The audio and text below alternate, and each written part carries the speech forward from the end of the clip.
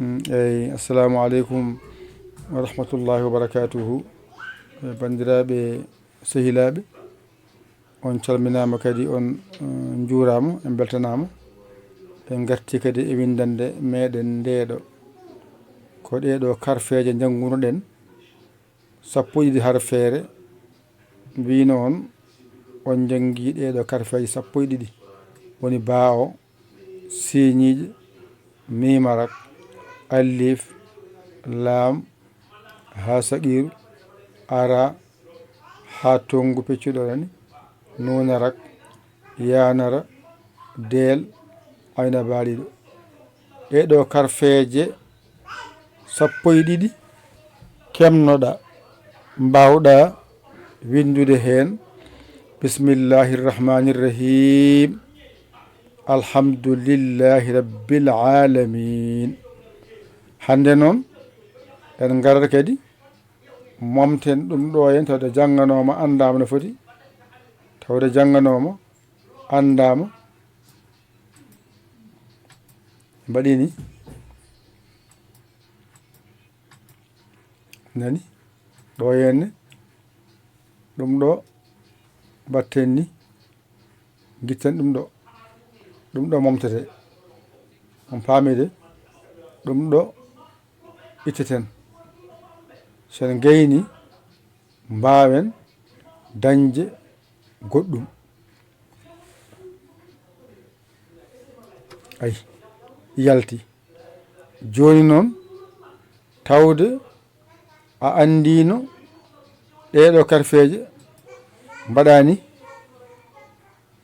ɗo gustaɗo seeɗa, oɗo gustama seeɗa, oɗo gustama seeɗa, ngara ɓeydaga harfeere. Harfeere keef mbaɗen dani yene clavier o ademo.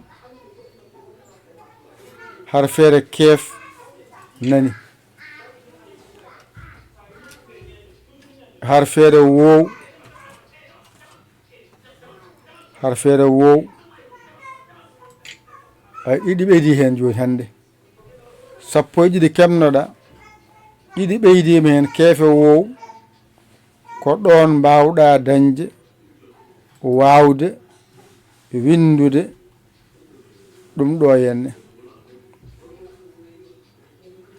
Ayi a jangguino bismillahi rrahmani rrahim alhamdulillahi rabbil alamin arrahmani rrahim. Hande jangata ko maliki yawmiddin windirte, mbaɗa mim, mbaɗa laam, mbaɗa keef, woni maliki. Jibriya nani, ay ɗo maliki ɗo ko ɗon keefo yaltiri. Jibriya nan ɗon ay ɗo woni wow taƴƴo, ay wowo ari, mimarak ari, allif nani, ay laam nani, ay deel arti, ay jibriya nani, nunarak nani. ɗo maliki yawmiddin.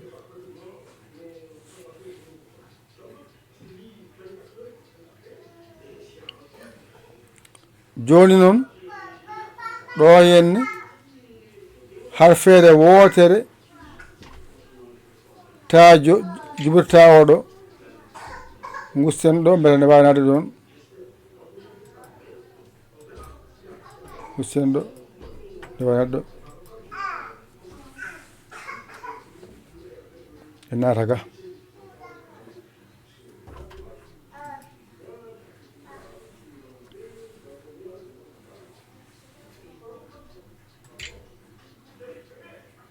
no sima mbaɗen ni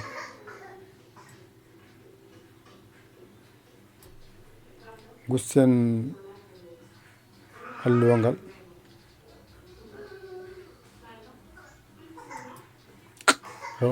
naati yo mbaɗen ni ɗo henno ɓeyde ɗo yaara yeeso seeɗa ɗo yaara yeeso seeɗa ɗo seeɗa ayi gasi joni oɗo keef e oɗo wow ɓeydi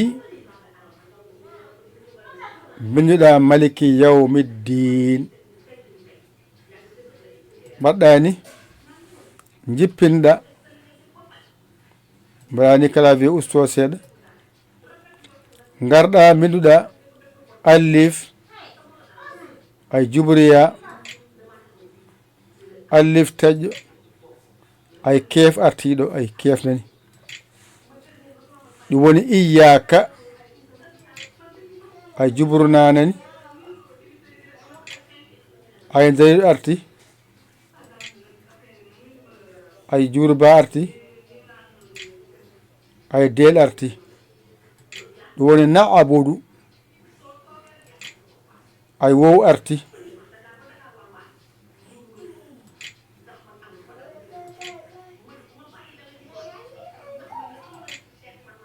alif ari jubriya ari arti ay taƴƴo ɗum woni wa iyaka fof hay hunde ala ko ɓeydi hen hay tartaw juburnanani ay siñi arti siñiƴe ay ko ɗo juburta o naatiri munayi juburta oɗo ɗo o naatiri ayen dari ɗo ayen bali arti yey jubriya arti nuna arti ɗum woni iyaka na'budu wa iyaka nasta'in mbaɗani ɓeyda bindol ay ɓurti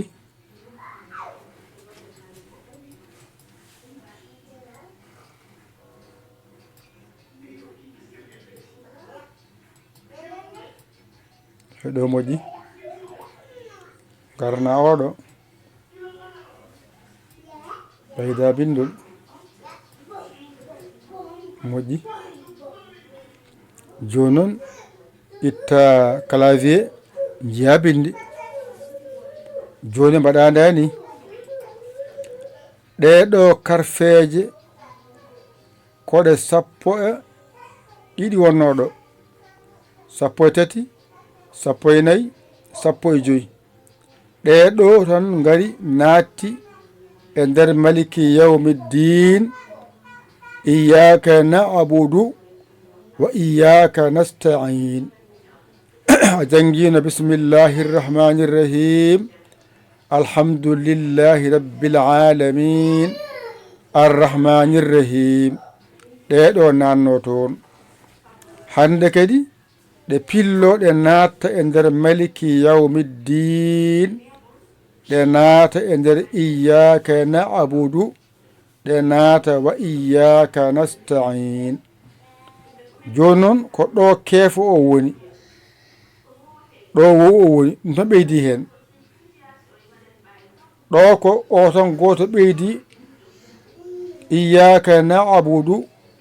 wa iyaka nasta'in o ta goto ɓeydi hen ko heddi ko fof nanga nanɗo wadde a faami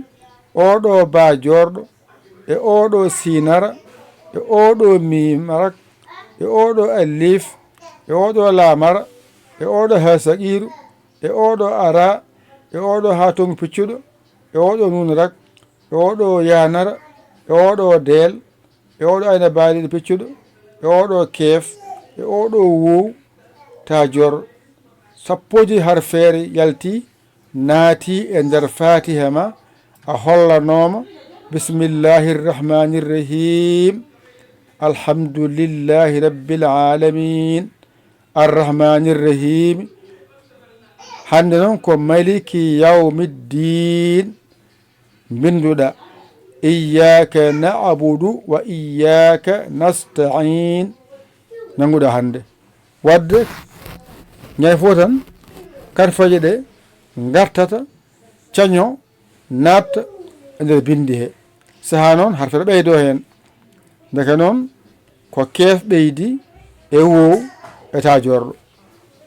keefo naati e maliki he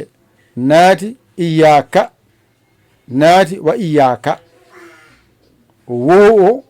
naati maliki yaw wow taƴƴi noon ɗon wa iyaka wow o gasi ta jorɗo o naati e nasta ino juɓurta gonɗo no so adima juɓurta hakkude bindol juɓurta alama woni ta jorɗo ni foti ɗo kadi ƴetton janggon ƴette kuɗi mon e carneji mon mbañito ɗon janggon ɗigga on caggi hen nodde